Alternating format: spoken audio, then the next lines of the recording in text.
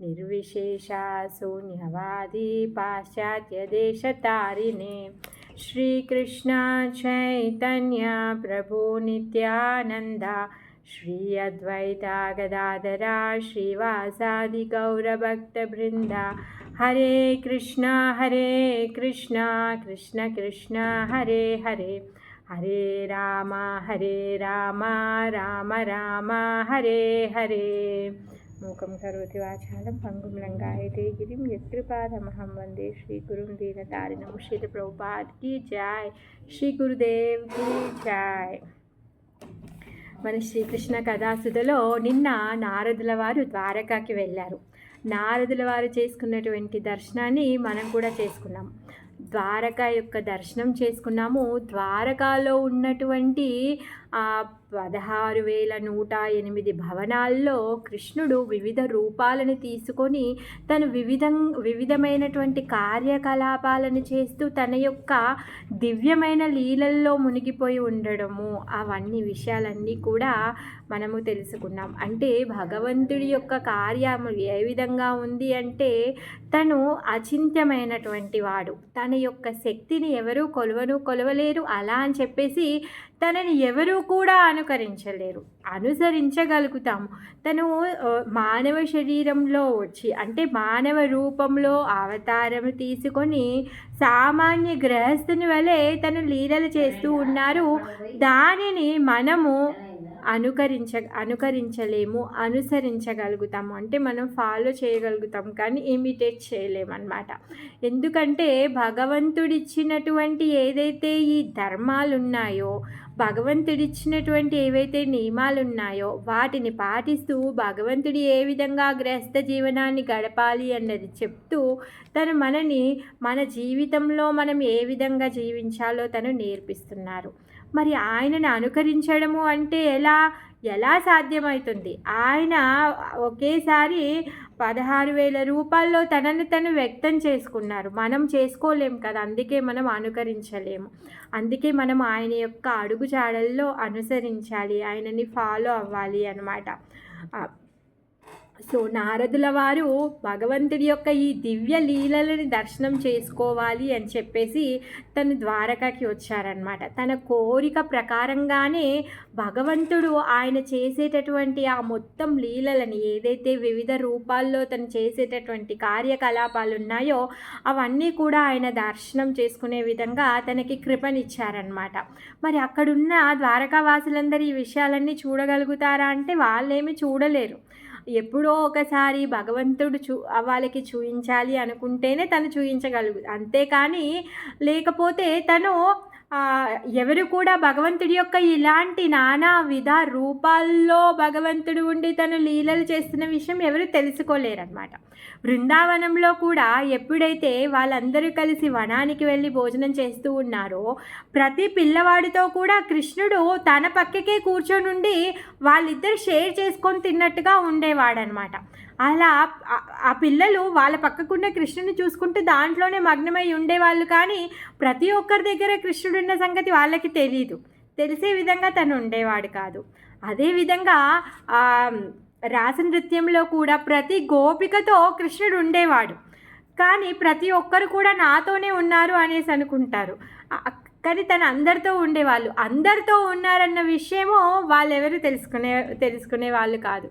అదేవిధంగా ఇప్పుడు ఇక్కడ ద్వారకా నగరంలో ఉన్న వాళ్ళు కూడా కృష్ణుడు అంతటా ఉన్నారు, అన్ని రకాలుగా తను ఈ విధంగా చేస్తున్నారన్న విషయం వాళ్ళు తెలుసుకునే విధంగా ఏమి కృష్ణుడు చేసేవాడు కాదు. అందుకే నారదుల వారు ఏమంటున్నారు అంటే, నేను ఇవన్నీ ఏదైతే నీ యొక్క దివ్య లీలలను ఏవైతే ఉన్నాయో ఇవన్నీ నేను చూడగలుగుతున్నాను అంటే మీ యొక్క కృప వలన మాత్రమే. అది మీ యొక్క సేవ చేయడం వల్ల మీరు నాకు ఆ అవకాశాన్ని ఇచ్చారు అని చెప్పేసి తను ప్రార్థిస్తున్నాడు అనమాట. కేవలం మీ యొక్క పాద సేవ మాత్రమే, ఆ పాద సేవ వలన మాత్రమే ఇప్పుడు నేను మీ యొక్క దర్శనాన్ని నేను చేసుకోగలిగాను.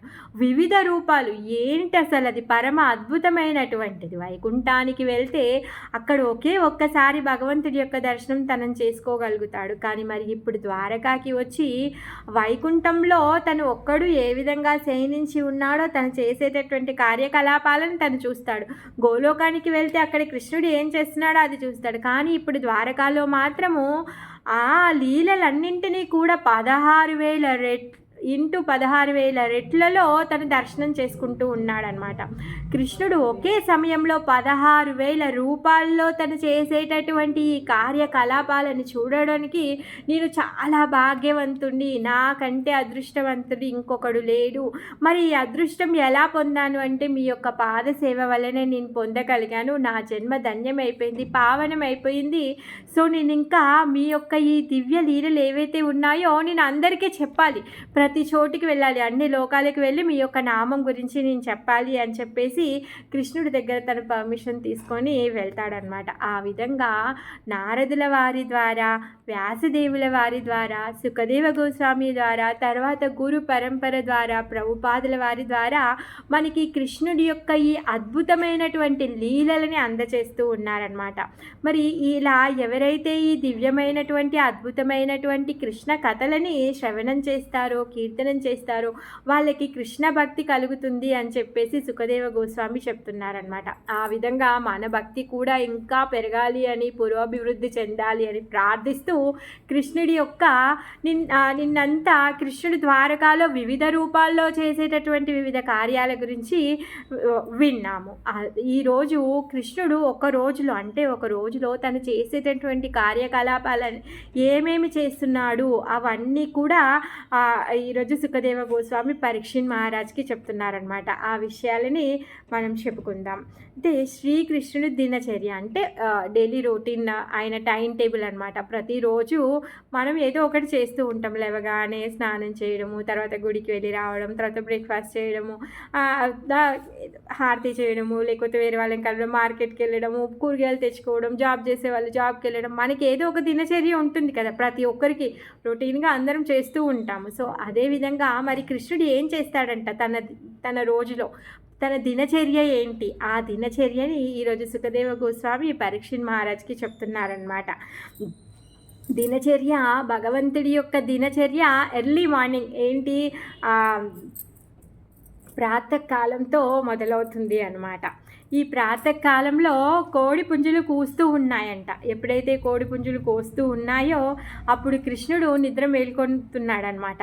ఇంకా తన నిద్ర మేలుక రాగానే తన మార్నింగ్ ఏదైతే చేస్తారో ప్రాతకాల అనుష్ఠానాలు ఏవైతే ఉన్నాయో అవన్నీ కూడా తను చేయబోతున్నారనమాట. ఆ విషయము పత్నులందరికీ తెలుసు, కృష్ణుని యొక్క భార్యలందరికీ తెలుసు.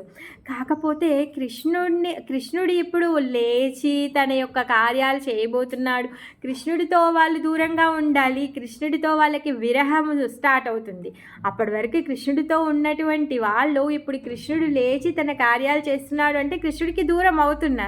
అందుకని వాళ్ళు చాలా బాధపడుతున్నారంట, ఆ విరహం అంటే కృష్ణుడిని వదిలేసి ఉండడానికి.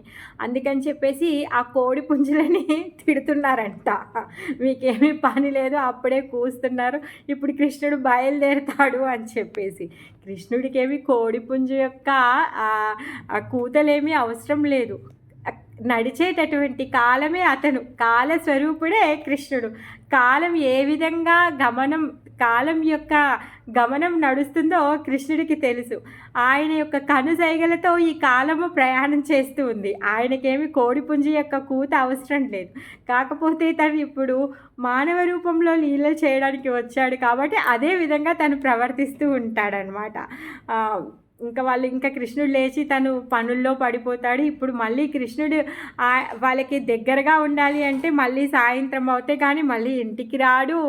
అప్పటి వరకు ఆయనతో విరహాన్ని వాళ్ళు పొందాలి అని చెప్పేసి వాళ్ళు ఆ విరహ వేదనతో ఆ కోడి పుంజులను తిడుతూ ఉన్నారనమాట. ఇక్కడ ప్రభుపాదుల వారు ఏమంటున్నారంటే ఈ కృష్ణుడు చేసేటటువంటి ఏవైతే ఈ పనులు ఉన్నాయో వాటిని మనము అనుకరించలేము అనేసి చెప్తున్నారనమాట. ఒకటి చేయగలుగుతాం, ఏంటి అంటే కృష్ణుడు చేసేటటువంటి ఈ కార్యాలని అనుసరించగలుగుతాము. అందుకే మనం వివిధ రూపాలను తీసుకోలేము అనేసి చెప్తున్నారనమాట. అయితే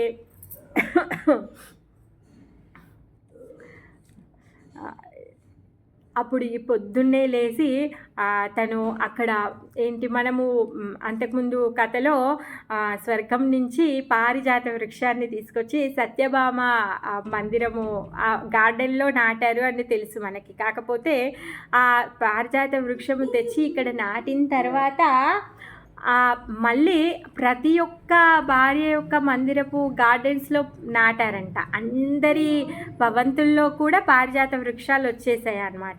ఇప్పుడు ఆ తెల్లవారుజామునే ఆ పారిజాత వృక్షపు యొక్క వాసన ఏదైతే ఉందో ఆ వాసన కృష్ణుడు లేవగానే తన దగ్గరికి వెంటిలేటర్స్ నుంచి ఆ వాయువు వచ్చేదంట. తర్వాత అక్కడ ఉన్నటువంటి తుమ్మెదలు ఏవైతే ఉన్నాయో అవి జూంకారం మొదలు పెడుతూ ఆ శబ్దం నెమ్మదిగా వినిపించేదంట. చాలా గట్టిగా కాదు, చాలా నెమ్మదిగా ఆ తుమ్మెదల జూంకారము, అక్కడ ఉన్నటువంటి పక్షుల యొక్క కిలకిల రావాలు వినిపించాయి. ఎందుకంటే తెల్లవారుజామున చాలా తక్కువ వినిపిస్తాయి కదా, ఎప్పుడైతే 6:30, 7 అవుతే అప్పుడు చాలా గట్టిగా వినిపిస్తాయి శబ్దాలు. అందుకే ఇది ప్రాతకాలం అన్నమాట. ఆ బ్రహ్మ ముహూర్తంలో అప్పుడు చాలా తక్కువగా ఉంటుంది శబ్దం. సో అప్పుడు అలా వినిపించేది అన్నమాట. ఆ కలకల రావము, తర్వాత జూంకారం, ఇవన్నీ వినిపిస్తూ ఉండేదన్నమాట. మరి ఆ వినిపించేటటువంటి ఈ శబ్దం ఏ విధంగా ఉండేది అంటే కృష్ణుని కోసం చేసేటటువంటి కీర్తన ఏ విధంగా అయితే ఉంటుందో, మంగళారతిలో మనం కీర్తన చేస్తూ ఉంటే మనం గుడి బయట ఉన్నామనుకోండి, ఆ పాటలు ఎలా వినిపిస్తాయి, చాలా చిన్నగా తక్కువ శబ్దంతో మనకు వినిపిస్తూ ఉంటుంది కదా. అంటే గుళ్ళో హారతి అవుతుంది అన్న అది వస్తుంది కదా. సో ఆ విధంగా ఈ తుమ్మెదలు తర్వాత ఈ పక్షులు చేసేటటువంటి శబ్దము కృష్ణుని కీర్తనగా వినిపించేదంట. అంత మధురంగా అంత శ్రావ్యంగా ఉండేదన్నమాట. అయితే ఇక్కడ రుక్మిణీదేవి మందిరం గురించి ఎగ్జాంపుల్గా చెప్తున్నారు. ప్రతి మందిరంలో కూడా ప్రతి భార్యతో ఆ విధంగానే ఉంటుంది. అయితే ఈ బ్రహ్మముహూర్తము రాగానే కృష్ణుడు తను లేచి తన చేసేటటువంటి ఏదైతే మంగళ అనుష్ఠానాలు నిత్య కర్మలు ఏవైతే ఉన్నావి అవన్నీ చేస్తాడని రుక్మిణీదేవి కూడా తెలుసు. అవి చెయ్యకుండా తను ఉండడని కూడా తెలుసు. కాకపోతే ఇప్పుడు ఇంకా కృష్ణుడు ఇప్పుడు మంచం దిగి వెళ్తాడు అనే బాధకి తను తట్టుకోలేకుండా ఉండేదన్నమాట.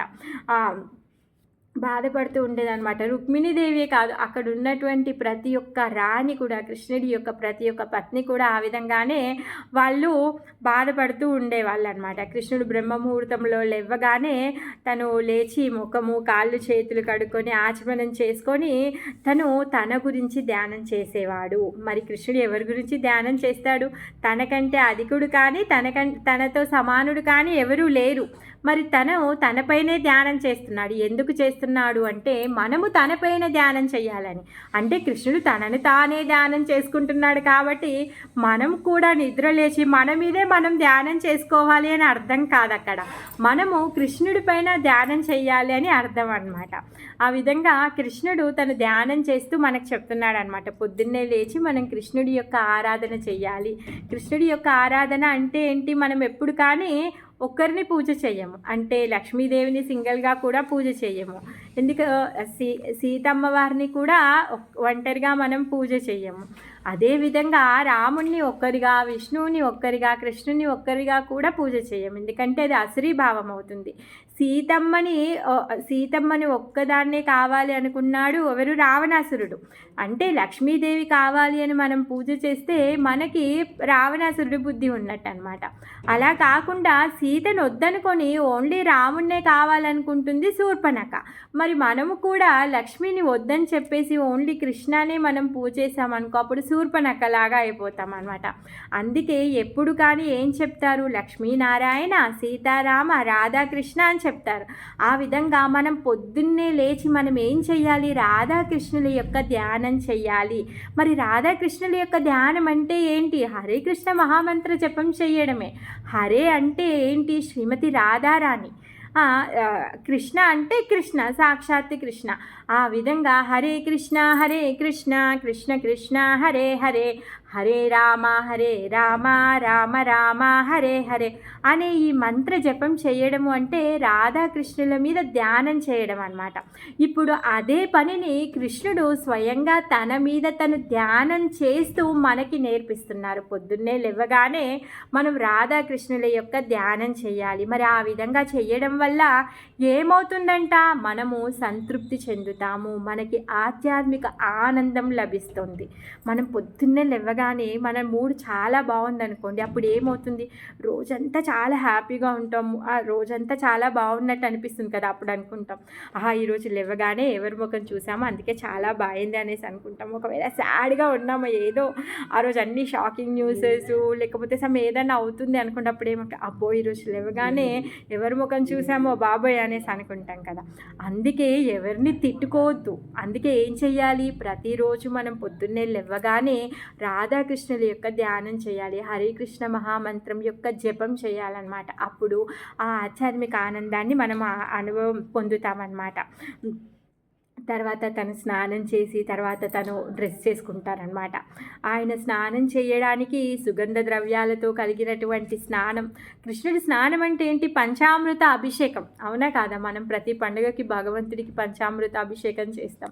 ఆ విధంగా భగవంతుడు దివ్యమైనటువంటి మంగళ ద్రవ్యాలతో తను స్నానం చేస్తాడనమాట. తర్వాత తను వస్త్రధారణ ఏంటి, పీత వస్త్రము, తర్వాత తన యొక్క కిరీటము, కౌస్తుభము, తర్వాత వైజయంతి మాల, ఆ విధంగా ఆయన యొక్క అలంకారాలు ఏవైతే ఉన్నాయో, కర్ణకుండలాలు, మణిబంధకాలు, తర్వాత కాంచీ కలాపము, ప్రతి ఒక్కటి కూడా తను అలంకరించుకుంటాడు అనమాట. మరి ఆయన అలంకరించుకున్నటువంటి నగలకి ఆయన అలంకరించుకున్నాక వాటికి అందం వస్తుంది. మనం నగలను వేసుకుంటే మనకు అందం వస్తుంది, కానీ కృష్ణుడు నగలు వేసుకుంటే నగలకే అందం వస్తుంది. అలాంటి అందగాడు. ఆ విధంగా తను వస్త్రధారణ అలంకరణ అన్నీ చేసుకున్న తర్వాత సంధ్యావందనం చేస్తాడు, అనుష్ఠానం చేస్తాడు, తర్వాత అగ్ని ఆహుతి చేస్తాడు. రోజు నిత్య అగ్నిహోత్రం కదా, సో అగ్ని ఆహుతులను ఇస్తాడనమాట. తర్వాత మౌనంగా కొంచెం సేపు కూర్చొని తను గాయత్రి మంత్ర జపం చేస్తాడు. పొద్దున్నే ఉదయించేటటువంటి సూర్యుడిని కూడా నమస్కరిస్తాడు. సూర్యుడు కూడా నారాయణుడి యొక్క అంశ, కాకపోతే మరి తను సూర్యుడికి సూర్యుడిని అర్చించాల్సిన అవసరం ఏమీ లేదు. ఆయన ఆజ్ఞానుసారంగానే సూర్యుడు తిరుగుతూ ఉంటాడు. కాకపోతే కృష్ణుడు మనకి నేర్పిస్తున్నాడు కాబట్టి, అంటే ఇప్పుడు ఏం చేశాడు, ధ్యానం అయిపోయింది, స్నానం అయిపోయింది, సంధ్యావందనం అయిపోయింది, గాయత్రి మంత్రం అయిపోయింది, అగ్నిహోత్రం కూడా అయిపోయింది సూర్యోదయం కంటే ముందే. మనం ఇంకా అవన్నీ ఏమీ చెయ్యము, కలియుగంలో ఉన్నాం కాబట్టి మనకు అది చేత కూడా కాదు. అందుకే చాలా సింపుల్గా భగవంతుడు దయతలిచి చైతన్య మహాప్రభు రూపంలో వచ్చి మనకి కేవలం హరే కృష్ణ మహామంత్ర జపం మాత్రమే ఇచ్చారు. మనం చాలా అదృష్టవంతులం. అందుకే మనం హరే కృష్ణ మహామంత్ర జపం చేస్తే చాలు. ఒకవేళ దగ్గరుండి మంగళారతి చేయగలుగుతున్నారు అంటే మంగళారతి చేసుకోవచ్చు, మంగళారతికి వెళ్ళి రావచ్చు, లేకపోతే ఇప్పుడు భగవంతుడి యొక్క నామ జపం చేయొచ్చు అనమాట. ఆ విధంగా ఆ సమయం వరకు, సూర్యోదయ సమయం వరకు ఇవన్నీ పనులు అయిపోయాయి అన్నమాట. సూర్యుడిని ఆరాధించేశాడు. తర్వాత ఋషులకి, తర్వాత పితృవులని సంతుష్టి చేయడం కోసం వాటిని కూడా చేశాడు. తర్వాత ఇంట్లో ఉన్నటువంటి పెద్దలందరికీ, బ్రాహ్మణులందరినీ కూడా అర్చిస్తున్నాడు. అయితే ఈ బ్రాహ్మణులందరికీ కూడా బంగారు రేకులు తొడగబడినటువంటి కొమ్ములు కలిగినటువంటి ఆవులు, పట్టు వస్త్రాలు కప్పబడి మెడలో ముత్యాల హారాలు వేయబడినటువంటి ఆవులు, వాటి కాళ్ళపు డెక్కలకి వెండి తాపడం చేయబడి ఉందంట. మరి అవి ఎలా ఉన్నాయి అంటే చాలా నెమ్మదిగా ప్రశాంతంగా ఉన్నటువంటి ఆవులంట. ఆ ఆవులు ఆల్రెడీ ఒకసారి ఈనినవంట. ఆ దూడలతో సహా ఈ ఆవులు చాలా ఎక్కువగా పుష్కలంగా పాలిచ్చేటటువంటి ఆవులని దూడలతో సహా 13,084 ఆవులు కలిగినటువంటి గుంపులని, ఒక్కొక్క గుంపులో 13,084 ఆవులు ఉంటాయన్నమాట. అలాంటి ఆవులని 107 గుంపులని, గ్రూప్ ఆఫ్ ఆవులని తను దానంగా ఇచ్చేవాడనమాట. బ్రాహ్మణులకి. అయితే 107 బుధవలు అనేసి అంటే ఏంటి అంటే ఒక గుంపు అనమాట. ఒక గుంపులో 13,084 ఆవులుంటాయి. అవి 107 గుంపులని దానం ఇచ్చేవాడనమాట.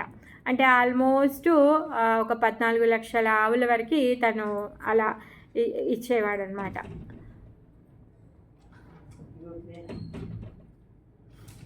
తర్వాత అక్కడ ఉన్నటువంటి గోవులకి, బ్రాహ్మణులకి, దేవతలకి, అక్కడ ఉన్నటువంటి వాళ్ళ కుల వృద్ధులకి, గురువులకి అందరికీ కూడా ఆయన స్వయంగా వందనాలు చెప్పి ప్రతి ఒక్కరికి కూడా గుడ్ మార్నింగ్ చెప్పి వాళ్ళకి వెల్కమ్ చెప్పి బాగున్నారా అని అడిగి వాళ్ళందరికీ కూడా వందనాలు చేసేవాడనమాట. తర్వాత ఇంకా ఆయన స్నానం చేశాడు, అలంకరించుకున్నాడు. తర్వాత ఆయన మెడలో దివ్యమైన మాలలు అలంకరించుకునేవాడంట. గోపిచందన్తో ముఖంతో అంతా చందన లేపనం అలంకరించుకునేవాడనమాట. తర్వాత అలంకరించుకున్న తర్వాత తన యొక్క అందాన్ని ఎవరైతే సేవకులు ఉన్నారో వాళ్ళు అద్దము చూయించి కృష్ణుడికి తను ఏ విధంగా తయారయ్యాడో చూయించారనమాట. మనం కూడా ఇప్పుడు దర్శనార్థిలో చూస్తాం కదా, పూజారి వెళ్ళి అద్దం చూయిస్తారు కృష్ణుడికి తన మొత్తం రెడీ అయిన తర్వాత. ఆ విధంగా అన్నమాట. దాంట్లో ఏంటి ఆయనని అద్దంలో చూసుకోవడము, గోవులని అన్నిటిని యొక్క దర్శనం చేసుకునేవాడనమాట. ఇంకా అక్కడ ఉన్నటువంటి ద్వారకాలో ఉన్నటువంటి విగ్రహాలు, దేవతా విగ్రహాలు అంటే శివుడు గుళ్ళు కూడా ఉన్నాయి కదా, ఆ విధంగా అక్కడ ఉన్నటువంటి విగ్రహాలని, అక్కడ ఉన్నటువంటి గుళ్ళని తను సందర్శించేవాడనమాట. కృష్ణుడు స్వయంగా తను గుడికి వెళ్ళి అక్కడ ఉన్నటువంటి విగ్రహాలను కూడా దర్శించేవాడనమాట. మరి కృష్ణుడు రాజు ద్వారకాకి, తర్వాత దేవాది దేవుడు. ఒక్కసారి కృష్ణుడి గురించి విన్నవాడు కృష్ణుడిని చూడకుండా ఎవరు ఉండలేరు. ప్రతి ఒక్కరూ ప్రతిసారి చూడాలని అనుకుంటారు. బృందావనంలో ప్రతి ఒక్కరు కూడా కృష్ణుడు ఎప్పుడైతే అడవికి గోవులను తీసుకొని వెళ్తూ ఉండేవాళ్ళో మొత్తం బృందావన ధామమంతా వాళ్ళ ఇంటి బయటే, ఆరు బయటే ఉండేవాళ్ళు. కృష్ణుడు వెళ్ళేటప్పుడు ఏ విధంగా ఉండేది, ఒక పెద్ద ఊరేగింపులా ఉండేది. ఆ కృష్ణుడు వెళ్ళేటప్పుడు ఆ కృష్ణుని దర్శనం చేసుకోవడం కోసం ప్రతి ఒక్కరు వచ్చేవాళ్ళు. అదేవిధంగా ఈ ద్వారకాలో కూడా కృష్ణుని దర్శనం చేసుకోవడం కోసం అనేసి ప్రతిరోజు కూడా బ్రాహ్మణులు, తర్వాత దేవతలు, ఇంకా ద్వారకావాసులు వాళ్ళందరూ కూడా కృష్ణుని దర్శనం చేసుకోవడానికి వచ్చేవాళ్ళు అనమాట. పొద్దున్నే ఆయనను కలవడానికి వచ్చేవాళ్ళు అనమాట. సో ఆయనను కలవడానికి వచ్చిన వాళ్ళందరికీ కూడా కృష్ణుడు పర్సనల్గా అందరికీ స్వాగతం పలికేవాడు అనమాట. వాళ్ళందరితో మాట్లాడేవాడు. తర్వాత రాజభవనంలో, ఇప్పుడు ఆయన రాజభవనంలో సేవకులు ఎంతోమంది ఉన్నారు, ఎన్నో పనులు చేస్తూ ఉన్నారు. మరి వాళ్ళందరినీ కూడా తన అందరికీ కూడా వందనాలు చెప్తూ ఉండేవాడంట. ప్రతి ఒక్కరూ సంతోషపడే విధంగా వాళ్ళకి మంచి చిరునవ్వునిచ్చి ఆయన దర్శనం ఇచ్చేవాడనమాట. వాళ్ళందరికీ ఉత్సాహకరంగా మాటలు మాట్లాడేవాడనమాట. వాళ్ళకి ఏమైనా కోరికలు ఉంటే వాళ్ళ కోరికలన్నింటినీ కూడా తను తీర్చేవాడనమాట. తీర్చి వాళ్ళందరినీ ఎప్పుడు సంతోషంగా పెట్టేవాడనమాట. ఇంకా వాళ్ళు తెచ్చినటువంటి పూమాలలు, తాంబూలాలు, చందనము ఇవన్నీ కూడా తన దగ్గర ఉంటాయి కదా. సో అవన్నీ కూడా అక్కడ ఉన్నటువంటి బ్రాహ్మణులకి, బంధువులకి, తర్వాత మంత్రులకి, పత్నులకి, పెద్ద అమ్మా నాన్నలకి, తాతలకి అందరికీ కూడా అవన్నీ డిస్ట్రిబ్యూట్ చేసేవాడనమాట. చివరికి తన దగ్గర ఏమైనా ఉంటే అప్పుడు తను స్వీకరించేవాడు, లేకపోతే అవన్నీ కూడా తను పంచేవాడనమాట.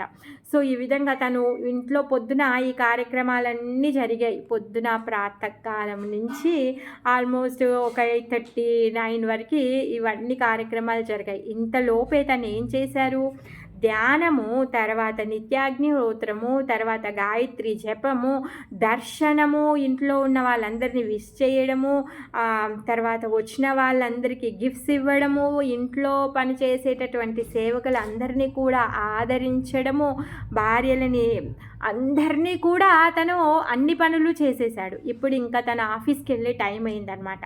తన ఆఫీస్ ఎక్కడుంది అంటే సుధర్మ సభ, పేరు సుధర్మ. ఈ సుధర్మ అనే సభ యాక్చువల్గా స్వర్గలోకంలో ఉండేదన్నమాట. పారిజాత వృక్షం ఎప్పుడైతే తీసుకొని వచ్చారో అప్పుడు నాకు తెలిసి పారిజాత వృక్ష సమయమో లేకపోతే ద్వారకాని నిర్మించినప్పుడు అయి ఉంటుంది. మేబీ స్వర్గం నుంచి ఈ సుధర్మ సభని తీసుకొని వస్తారనమాట. స్వర్గంలో ఉండేటటువంటి సుధర్మ సభ ఇక్కడికి తీసుకొని వచ్చారనమాట. సో ఇప్పుడు ఆ సుధర్మ సభకి ఆఫీస్కి వెళ్ళడానికి రెడీ అయిపోయారనమాట. ఇంకా ఆయన బయటికి రాగానే, ద్వారంలో నుంచి బయటికి రాగానే రథసారథి ఆయన యొక్క రథంతో రెడీగా నించొని అక్కడ ఆ రథం ఏంటి, చాలా దేదీప్యమానంగా ఉండేటటువంటి రథము, దివ్యమైనటువంటి రథము, కృష్ణుడి రథము. కృష్ణుడి రథం పేరేంటి?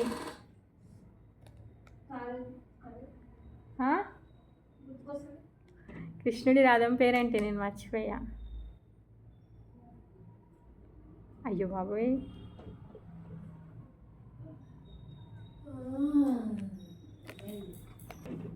సారీ, కృష్ణుడి రథం పేరు మర్చిపోయాను నేను సడన్గా.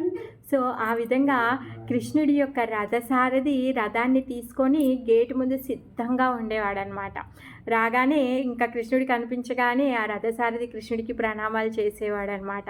కృష్ణుడు ఆయన 2 చేతులు జోడించి ప్రణామాలు చేసినప్పుడు ఆయన చేతిని పట్టుకొని కుడి కాలుని ముందు పెట్టి రథాన్ని ఎక్కేవాడనమాట కృష్ణుడు. ఎక్కిన తర్వాత కృష్ణుడి యొక్క భార్యలందరూ కూడా వాళ్ళు తదేకంగా కృష్ణుడి వైపే చూస్తూ ఉన్నారనమాట. ఇంకా మరి ఆఫీస్కి వెళ్ళేటప్పుడు తనతో పాటు సాత్యకిని కూడా తీసుకొని వెళ్ళేవాడనమాట. కృష్ణుడి యొక్క రథం పేరు నందిఘోష. నందిఘోష రథము సిద్ధంగా ఉండేది. నందిఘోష రథంలో తను కూర్చొని వెళ్ళేటప్పుడు అంతఃపురంలో నుంచి కృష్ణుడి యొక్క భార్యలందరూ కూడా సిగ్గుతో ప్రేమతో కృష్ణుడి వైపే తదేకంగా చూస్తూ ఉన్నారనమాట. సో అంటే ఇప్పుడు కృష్ణుడు అక్కడి నుంచి వెళ్ళిపోతూ ఉంటే వాళ్ళకి చాలా కష్టము, వాళ్ళని అందరినీ వదిలేసి వెళ్ళడం కూడా కృష్ణుడికి కష్టం అనమాట.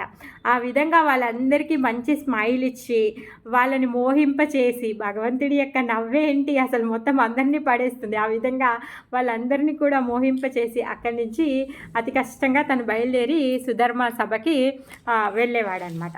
సుధర్మ సభ, ఈ సభ చాలా స్పెషల్ అయిందనమాట. ఈ సుధర్మ సభలోకి ప్రవేశించడము అంటే ఏంటి అంటే, ఈ సుధర్మ సభ భౌతికమైనటువంటి ఏమంటారు పరిస్థితులు అక్కడ ఏవి ఉండవన్నమాట. అది దివ్యమైనటువంటిది, స్వర్గలోక సభ కదా. అక్కడ ఆకలి కానీ, తర్వాత దప్పిక కానీ, తర్వాత ఆయుష్ హరణం కానీ అక్కడ ఏవి ఉండవన్నమాట. శోకము, తర్వాత మోహము, వార్ధక్యము, మరణాలు అలాంటివి ఏమీ ఉండవన్నమాట. ఒకసారి సుధర్మ సభలోకి వెళ్తే ఆకలి, దప్పిక, చావు, బాధలు, కష్టాలు, నష్టాలు ఏవి ఉండవు. ఎలా అయితే వెళ్ళారో వాళ్ళు మళ్ళీ తిరిగి అలానే బయటకు వస్తారనమాట. వాళ్ళ వయస్సు కూడా పెరగదు ఆ లోపలికి వెళ్ళిన తర్వాత. అలాంటి దివ్యమైనటువంటి సభ అనమాట. ఆ విధంగా సుధర్మ సభలోకి కృష్ణుడు ప్రవేశిస్తున్నాడు అనమాట. మరి ఒక కృష్ణుడే ప్రవేశిస్తున్నాడా?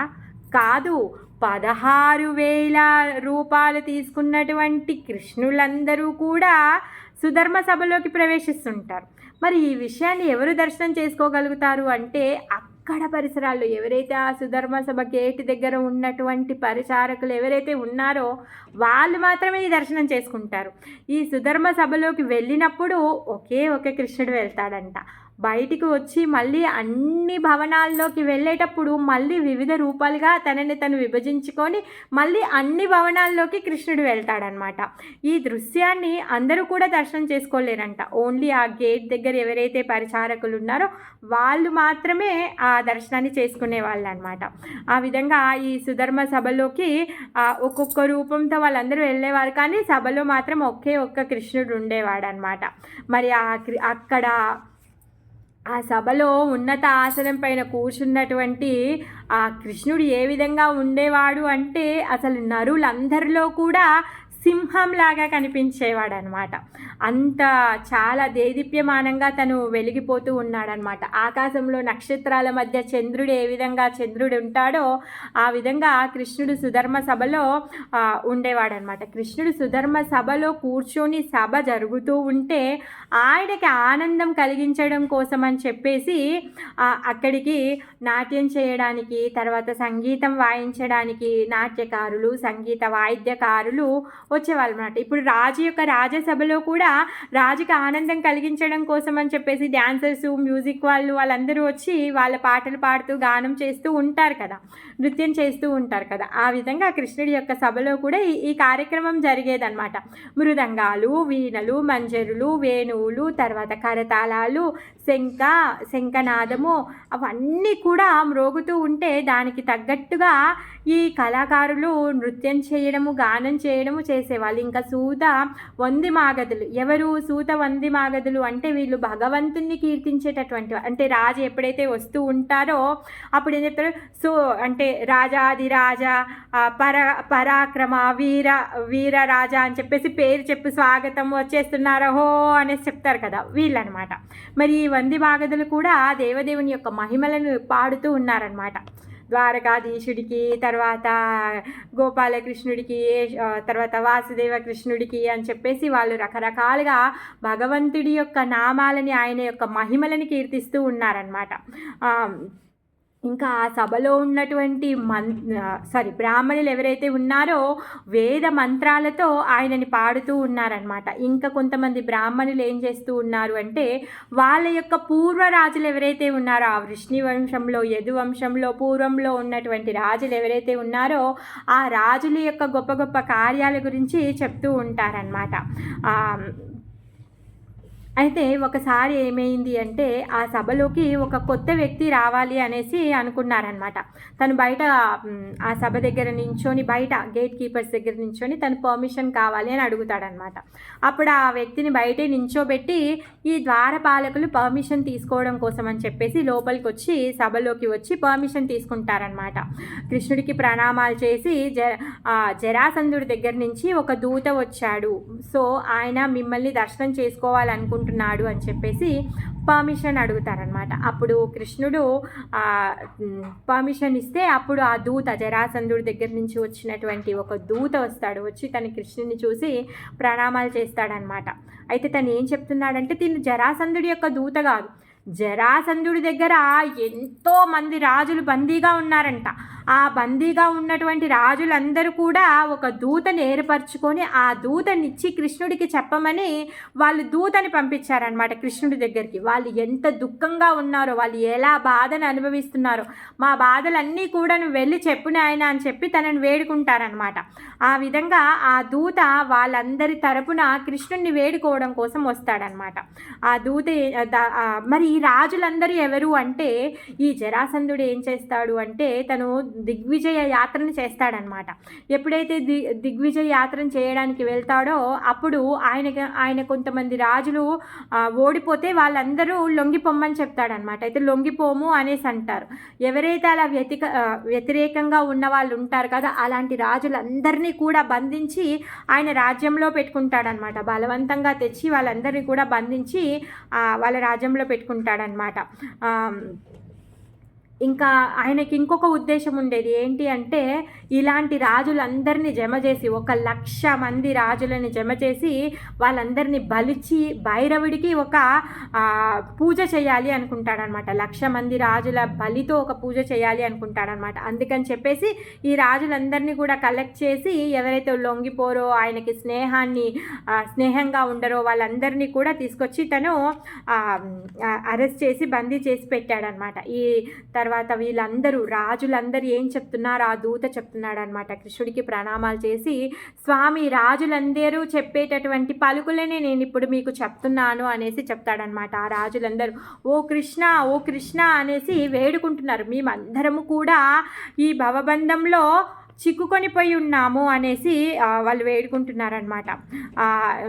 మరి భవబంధంలో ఉన్నటువంటి జీవుడు శరణాగతి పొందాల్సింది ఎవరికి? కృష్ణుడికే. ఆ విధంగా మేము నీకు శరణాగతి పొందుతున్నాము, మీ ఆదేశాలని నిర్లక్ష్యపరిచాము మేము, అందుకే ఘోరమైన దుఃఖాలను మేము అనుభవిస్తున్నాము అనేసి అంటున్నారు.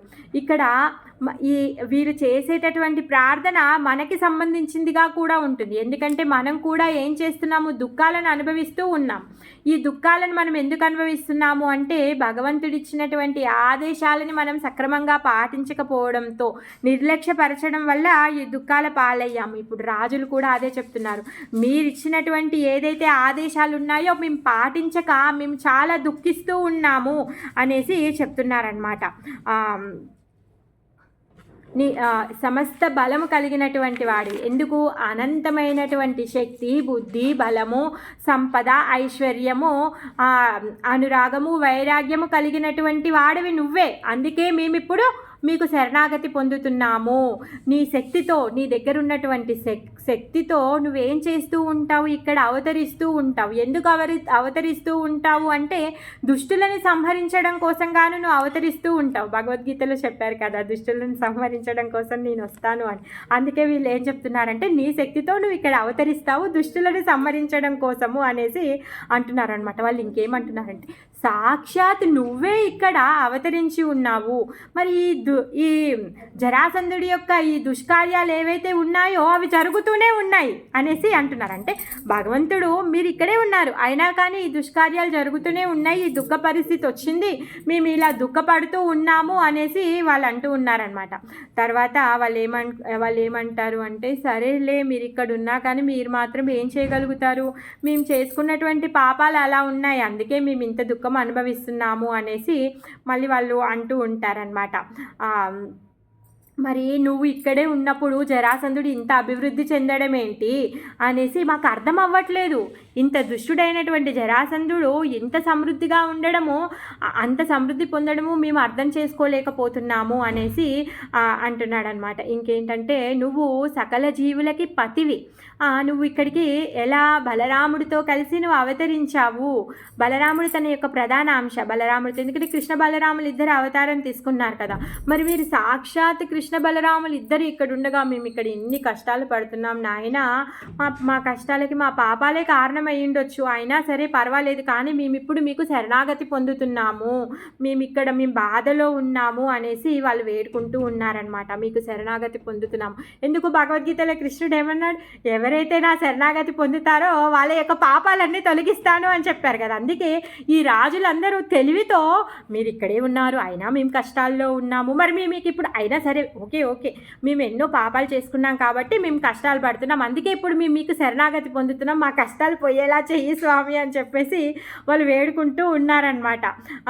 మరి శాస్త్రాలన్నీ ఏం చెప్తున్నాయి, నీ పాదాలను ఆశ్రయిస్తే విముక్తులం అవుతాము అని చెప్పేసి చెప్తున్నాయి అనమాట. అందుకే మేము మా మనస్ఫూర్తిగా మిమ్మల్ని శరణాగతి పొందుతున్నాము, మమ్మల్ని మేము మీకు అర్పించుకుంటున్నాము స్వామి, ప్లీజ్ రక్షణ ఇవ్వండి అని చెప్పేసి వాళ్ళు వేడుకుంటున్నాము అని కోరుకుంటున్నారనమాట. ఇంకేమంటున్నారంటే ఎవరైతే నిష్కామ సేవ చేస్తారో వాళ్ళు సుఖాన్ని అనుభవిస్తారు, కాకపోతే మేము అలాంటి సేవ చేయలేదు. మేము ఎంత దుర్మార్గులం అంటే మా శరీరం ఏంటి, శవం లాంటి శరీరం పట్ల, భార్య పట్ల, దేహం పట్ల, తర్వాత రాజ్యం పట్ల, ఇవన్నిటి పట్ల మాకు ఆసక్తి కలిగి మమ్మల్ని మేము ఇక్కడ బంధించుకున్నాము. మీ యొక్క సేవ మేము ఇప్పటివరకు ఖచ్చితమైన సేవ మేము చేయలేదు, అయినా మేము దీనులం తండ్రి అనేసి వాళ్ళు వేడుకుంటున్నారనమాట. నీ యొక్క మాయలో మేము ఇరుక్కొని పోయి ఉన్నాము, దుఃఖంలో ఉన్నాము అనేసి మేము ఈ శరణాగతి పొందుతున్నాము, ఇప్పుడు నీ పాదాలను ఆశ్రయిస్తున్నాము అనేసి వాళ్ళు వేడుకుంటున్నారనమాట. మగధరాజు రూపంలో ఉన్నటువంటి ఈ మా కర్మ బంధనం ఏదైతే ఉందో ఈ కర్మ బంధనాన్ని విడిపించు స్వామి అనేసి చెప్తున్నాడనమాట.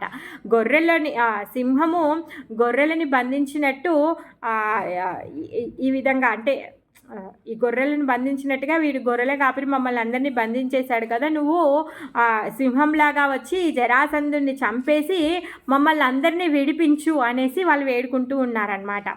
ఎందుకు, నువ్వు అనంత శక్తి కలిగినటువంటి వాడవి, నువ్వు మాకు తెలుసు నీకు ఎంత శక్తి ఉందో, జరాసంధుని 17 సార్లు నువ్వు ఓడించావు, ఆ సంగతి మాకు తెలుసు స్వామి, కాకపోతే ఒక్కసారి మానవ రూపంలో లీలలు చెయ్యాలి అని చెప్పేసి జరాసంధుడికి తనంతలో తను ఏమనుకుంటున్నాడు, నేను కృష్ణుణ్ణి గెలిచాను అని అనుకునే విధంగా నువ్వు ప్రవర్తించావు. అది ఆయన మూర్ఖత్వము.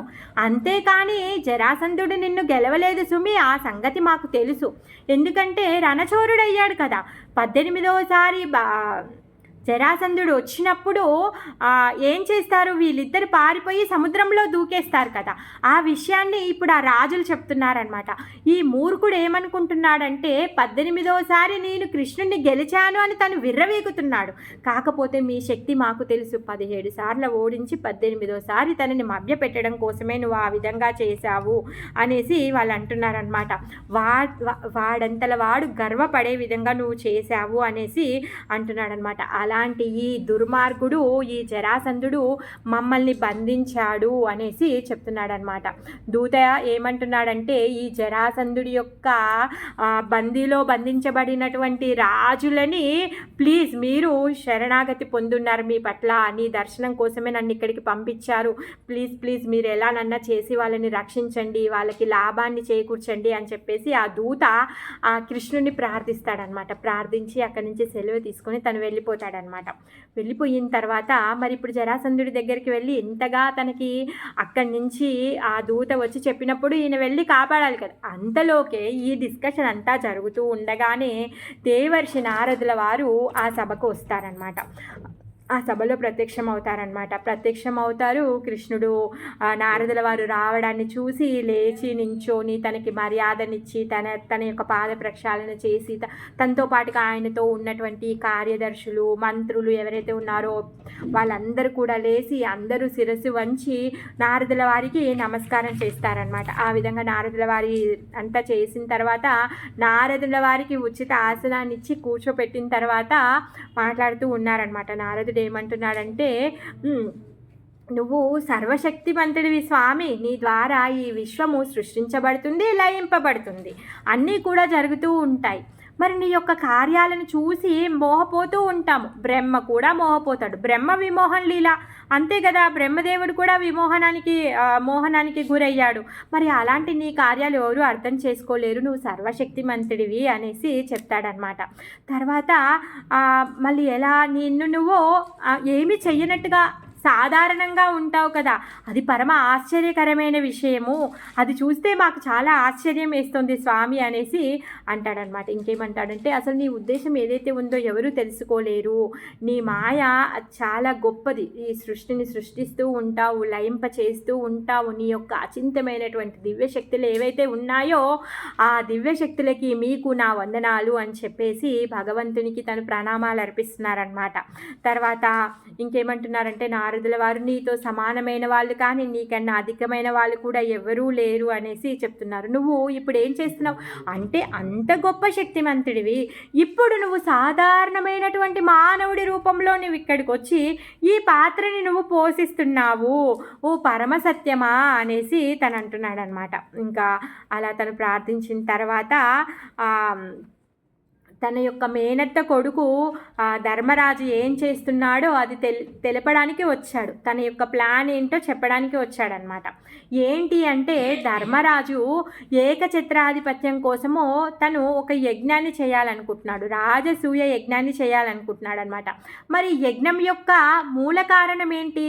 దేవాదిదేవుడైన శ్రీకృష్ణుని సంతృప్తిపరచడమే. యజ్ఞం చెయ్యడము అంటే యజ్ఞ భోక్త అయినటువంటి కృష్ణునికి ప్రీతి కలిగించడమే ఆ యజ్ఞం యొక్క ఉద్దేశం అయి ఉంటుంది. అందుకే నారదుల వారు ఏమంటున్నారంటే, ఈ యజ్ఞాన్ని చేసి మిమ్మల్ని సంతృప్తి పరచాలనుకుంటున్నాడు మీ మేనత్త కొడుకైనటువంటి యుధిష్ఠిరుడు అనేసి చెప్తున్నాడు అనమాట.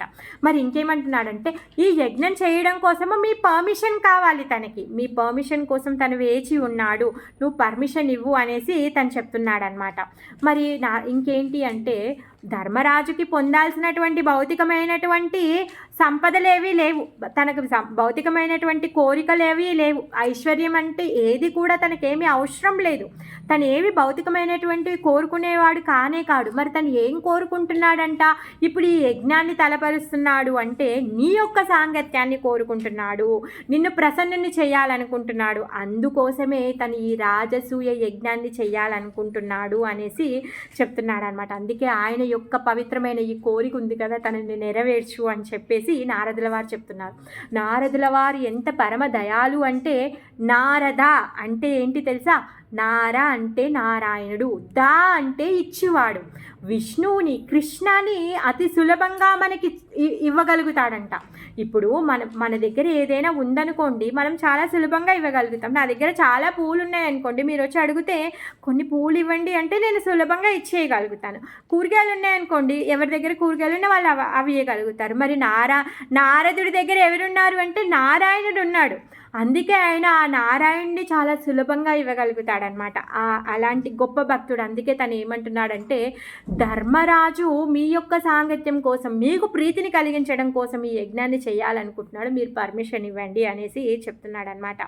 మరి నీ యొక్క మహిమలు అచింత్యమైనటువంటి నీ యొక్క మహిమలను కీర్తించడం ద్వారా, శ్రవణం చేయడం ద్వారానే పరమ పవిత్రులైపోతారే.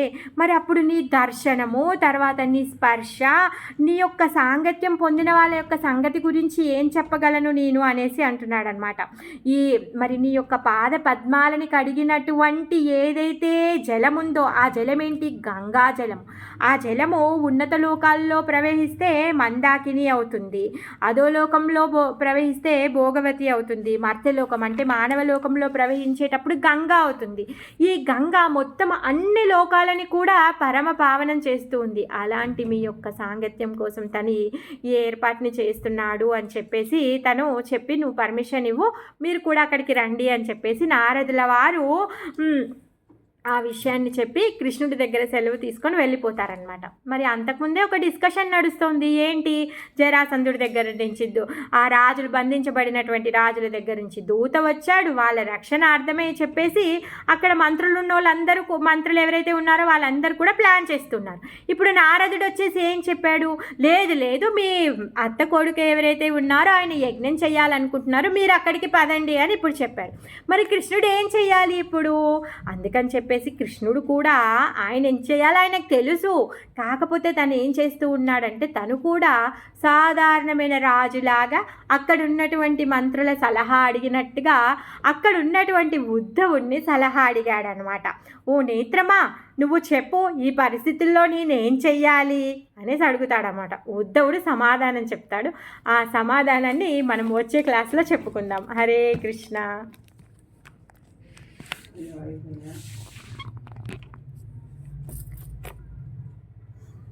చాలా బాగుంది మాతాజీ. హరే కృష్ణ మాతాజీ. హరే కృష్ణ.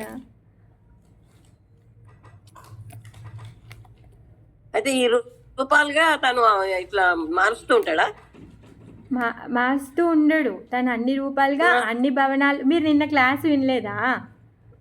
వినలేదు.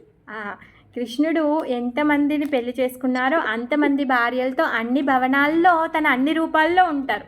మారుతూ ఉండడం ఏం లేదు, ఇంకా తనని తానుగా అన్ని రూపాలుగా విభజించుకున్నాడు. ఆ విధంగా కార్యకలాపాలు చేస్తూ ఉంటాడు.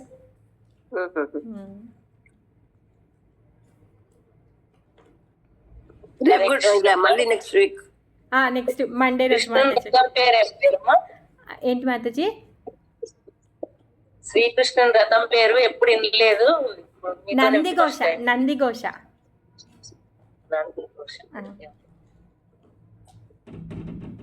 ఇక్కడ అవపడలే కదా ఈ పేరు అసలు చదివినప్పుడు.